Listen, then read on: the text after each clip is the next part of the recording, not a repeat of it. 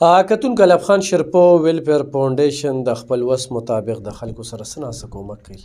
بابا راغی دوه امساګانې وې، ویې ماله وي داسې امسا راکړه، ویې ماله وي د لاسو امسا راکړه، تکلیف دې راته.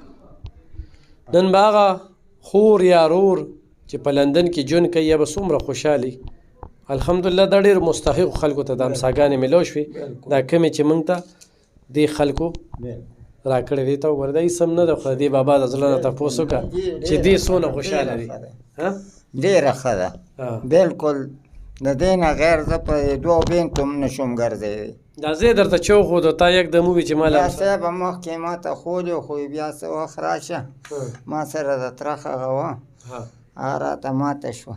دا وګوره دا د بې وسۍ د لاسه داسې ده، په الله یقین وکړه. هغه هم رانه د انټرویو اخیستې وه، خو هغه وخت کې به ورسره نه وي. نو صحیح ده، دا تحریک لبیک والا طرف نه چې کوم دی دا نوې کپړې دي. ښه کتونکو دا هغه پلار دی چې ما په شروع کې یو ویډیو کړې وه، په شروع کې ما یو ویډیو کړې وه چې د ده زوی لګي شي و، لور یې لاله کړې وه، بیا چې کومه ده خښه کړې وه که نه هسې وجلې شوې وه. دې طلاق پې ځان بدنام کړ، نور سلی وه، خو د هغې مشره ښځه وه بله، هغه ده د هغې نه مشره بله خور ده د بله پلاره، او یو یې رور دی دې خواته دی تورنزو حفیظ آباد نه لږ لاندې دغه لاس ته قبلې مخ ته دانه ګیرې ده کړی، یو والا سره کار کوي که نه. نو دغې طلاقیانو دا کندم کړې ده په کوټه کې، د ده په کوټه کې چې دی بدنام شي او ګیر شي.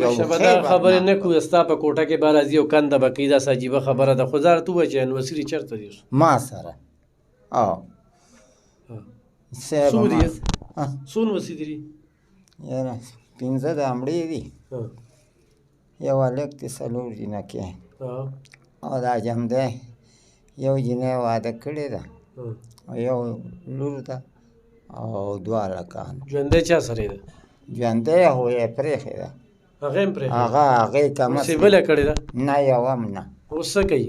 آیس نشه کوي. بلکل انجام یې دغه انجام یې دغه خړو بل چا کړی دا دې طلاق کول دی. مشرې ته ما وویل چې ته ما دې پیکه پټه مې ځان لږ کړله، مې ته ما پیکه چې دې څه کوي چې دې پوهېږي چې ما دې ګرفتار کړي. وایي وایي ماماجي نه خو هغه اپیم خوړل هغه هم پرېښي دي. نو ما به څه ویلو، او هغه چې خبر شوم ګیر شو دغه شو، نو یو دونه زوی دی داسې ما ته وایي دا جي دا به مې له مور راوړل د شلمانو نه، شلمانو کوټي نه، هلته بیا څوک سمګلرونو.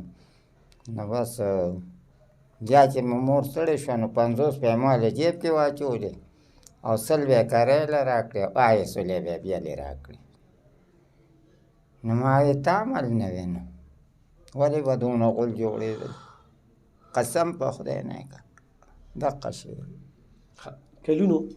کلونو کال وړاندې ما یو ویډیو کړې وه چې سړی لګي شي و، خپله ښځه یې وجلې وه، بیا په کمره کې چې کومه ده خښه کړې وه، بیا پې خځلې لګولې وي، انسان په انسان ورځي. دا بابا چې کوم دی